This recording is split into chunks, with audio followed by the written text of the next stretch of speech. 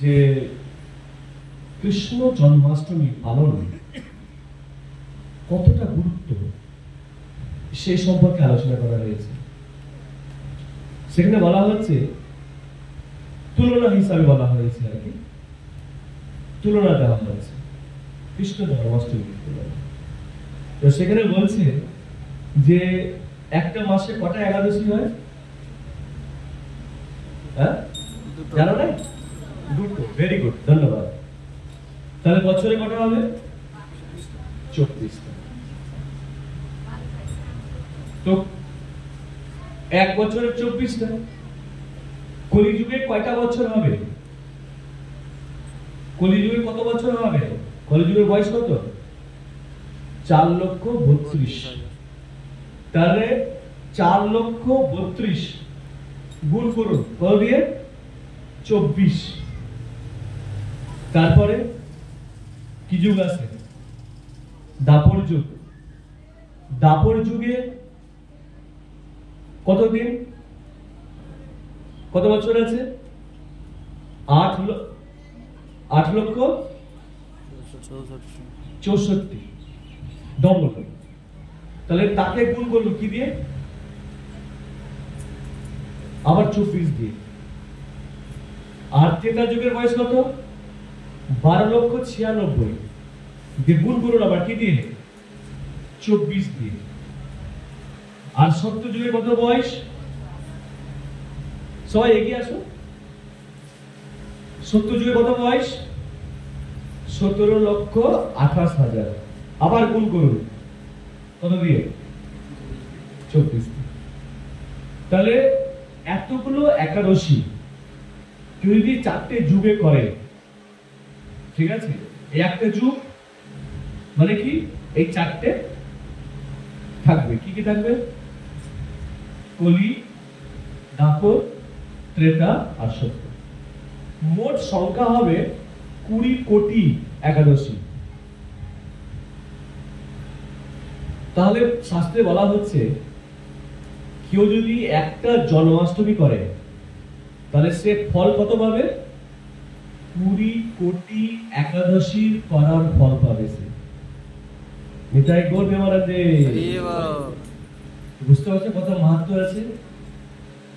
একটা জন্মাষ্টমী কথা বলা হবে, এত ফল। কেন এত ফল? কারণ স্বয়ং ভগবানের জন্ম। একজন সাধারণ মানুষের জন্ম হলে কত গুরুত্ব, তাই না? কত গুরুত্ব দেওয়া হয়। এটা যিনি অনন্ত কোটি ব্রহ্মাণ্ডের মালিক, সমস্ত জীবের মালিক, তার জন্মদিন, তার জন্ম উৎসব। তাহলে 20 কোটি একাদশী করার ফল আপনি পাবেন শুধু একটা জন্মাষ্টমী করলে। তাই খুব কঠোর ভাবে বলা হয়েছে না, 12টা অবধি নির্জলা উপবাস করতে হবে। আর কি বলা হয়েছে? বলছে এই একাদশী আমরা করব, বা অন্য কোনো উপবাস করব, অন্য কোনো তপস্যা করব, যদি জন্মাষ্টমী সে না করে থাকে তাহলে কোনো একাদশীর ফল পাবে না, কোনো উপাসের ফল পাবে না। ও লিঙ্ক আছে। তাহলে জন্মাষ্টমী কত গুরুত্ব দেওয়া হয়েছে, বুঝতে পারছেন? আপনি যদি জন্মাষ্টমী উপাস না করেন তাহলে অন্য উপাসে কোনো ফল পাবেন না। আর যদি জন্মাষ্টমী করেন তাহলে অন্যান্য যা উপাস আছে সব উপাসের ফল আপনি পাবেন। এত গুরুত্ব দেওয়া হয়েছে। আর কেউ যদি না করে, কেউ যদি খায়, তাহলে বলছে শাস্ত্রে যে পরের জন্মে ও 3টে প্রাণী হয়ে যাবে। কি প্রাণী হবে? তো বলছে ও চিল হয়ে যেতে পারে, শকুন হয়ে যেতে পারে, বা কাক। এই 3টে কি খায়? হ্যাঁ, কি নাম? কি? মরা খায়। তো আজকের কিছু অন্ন আদি খাবার যদি খান, তাহলে খাওয়া কি খাওয়া হলো? মরা খাওয়া হলো। তাহলে পরের জন্মে বলছে সে চিল হয়ে যাবে, শকুন হয়ে যাবে, বা কাক হয়ে যাবে। কেন এত কঠোর কেন? এটাই হচ্ছে গুরুত্ব জন্মাষ্টমী উপবাসে। তো এটা যেহেতু ভগবান স্বয়ং প্রকট হচ্ছে, মানুষ নিজের জন্মদিনে কত টাকা খরচ করে, একে ডাকে সেকে ডাকে, খাওয়ায়, এই উৎসব সেই উৎসব। আজকে আমাদের পিতা, পরম পিতা, যিনি আমাদের সবকিছু, প্রাণ, জীবন, তার জন্মদিন, তার জন্য 2-1 টাকা খরচ করতে আমার মাথা ব্যথা হয়ে যায়। আপনাদের হয় না? অনেক জায়গায় হয়ে যায়। ভগবানের জন্য খরচ করতে কেউ চায় না, কিন্তু সবকিছু এখানে ছেড়ে যেতে হবে। কেউ কিছু নিয়ে যেতে পারেনি আজ পর্যন্ত যে আমরা নিয়ে যাব। তো আজকে দিনে কি করা উচিত? বলছে মন খুলে খরচ করা উচিত, পারলে সর্বস্ব দিয়ে দেওয়া উচিত। কারণ কত আনন্দের দিন যে ভগবান জন্ম, কিন্তু আমরা আনন্দ পাচ্ছি না। আনন্দ পেলে কি করতাম? তাহলে তো আমি সবকিছু সর্বস্ব দিয়ে দিতাম। আমরা আনন্দ পাচ্ছি না, তাহলে কি করছি? তাহলে আমরা ভয়ে করছি। আমাদের কারণ কি করার? ভয়ে ভয়ে উপাস করছি যে ওরে বাপরে, না করলে তো চিল শকুন কাক হয়ে যাব। ভয়ে করছি যে আমাদের বিজয় প্রভু, আপনারা দেখিত না বিজয় ব্রজহরি প্রভু, হ্যাঁ, উনি বলবেন যে আপনি উপাস করছেন না। ব্রজহরি প্রভু ভয়ে উপাস করছে, গুরু মহারাজের ভয়ে করছেন, ইস্কনের ভয়ে করছে, কিন্তু আনন্দ সহিত করছি। দেবের একটা মা তার ছেলের জন্য এখানে কি বুঝে বলে কাকে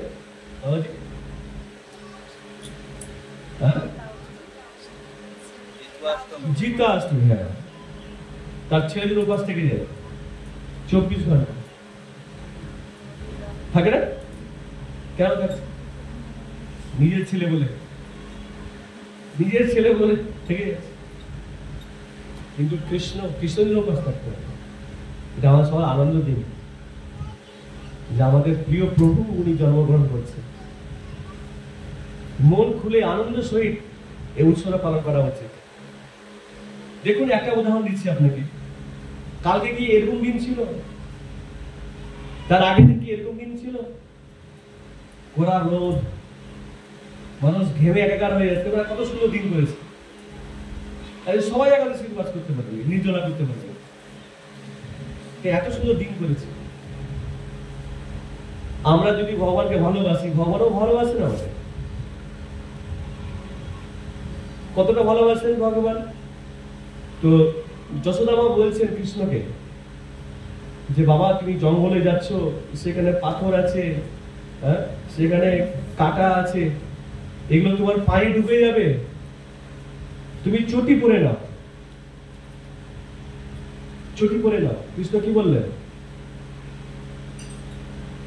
বললে আমি চটি পরবো না মা, কারণ যার সেবা করছি, কার সেবা করছি? আপনারা কথা বলেন না কেন? উপাস তো খাবার উপাস, আজকে কথা বলে তো উপাস না। মানে এমন তালা মেরে দিয়েছেন, গোদরেজ লক, কথাই বলবেন না। আপনারা জানেন না কৃষ্ণ কার সেবা করে? গরু। বলতে পারছেন না? কথা বলতে হবে, মুখে তালা লাগলে হবে? গরুর সেবা করে, তাই না? বলছে গরু তো আমার সেবক, গরু তো আমার মালিক, আমি তো তার সেবক।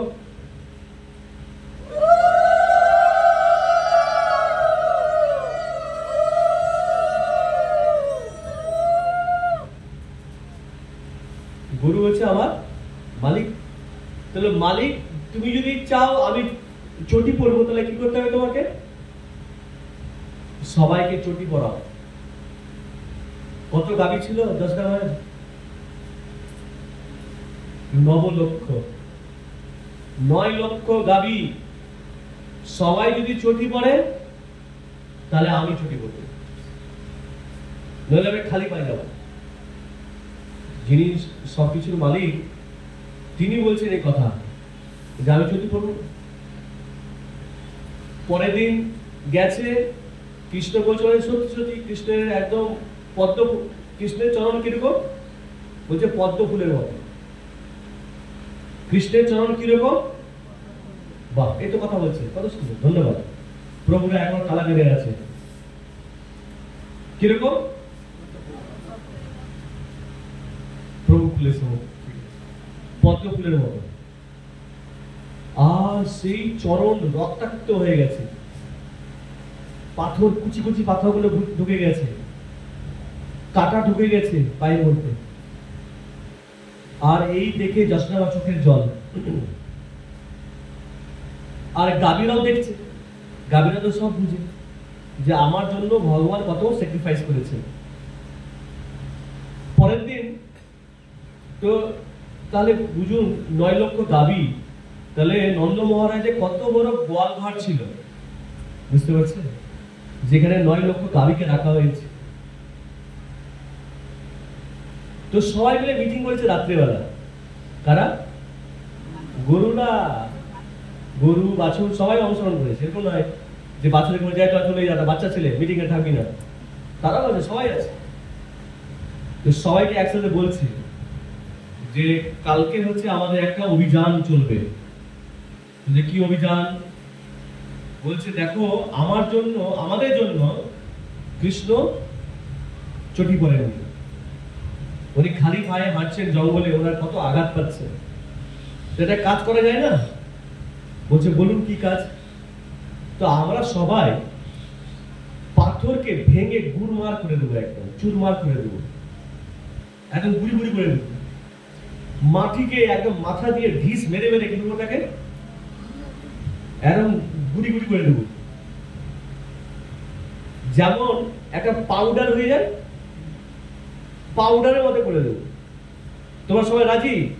বলছে আম্মা, মানে কি রাজি? আমরা সবাই রাজি, সবাই একসাথে আম্মা করেছে।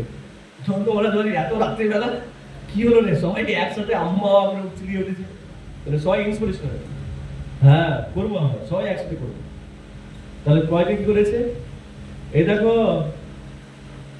সবার শেষে আসছে মাতাজি।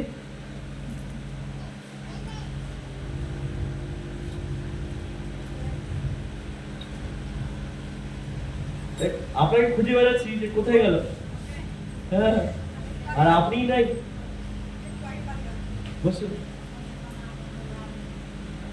হরে কৃষ্ণ।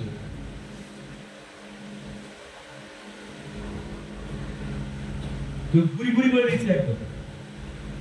পরের দিন সকালবেলা সবাই গেছে, আর সবাই তার ঢিস দিয়ে, মাথা দিয়ে, খুর দিয়ে মাটিটাকে একদম পাউডারের মতো করে দিয়েছে।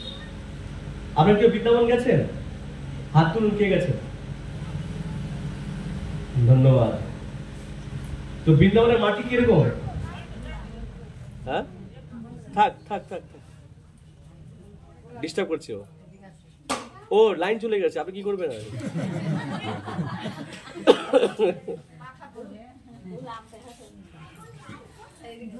আমার গলার আওয়াজ যাচ্ছে তো? ঠিক আছে, তাহলে আরো একটু কাছে চলে আসুন, একটু আরো কাছে কাছে চলে আসুন। এই মাতাজিরা রোদে রোদে বসেছে, আচ্ছা দেখা যায় না? হ্যাঁ, দুলো না পাউডার, একদম মাখনের মতো। আপনি পা দিয়ে হাঁটবেন, বলছে মাখন না ধুলো বোঝা যাবে না। ওই যে গাভীরা করেছে এখনো পর্যন্ত ওইরকম অবস্থা আছে। আমরা ওই ইয়েতে করছিলাম,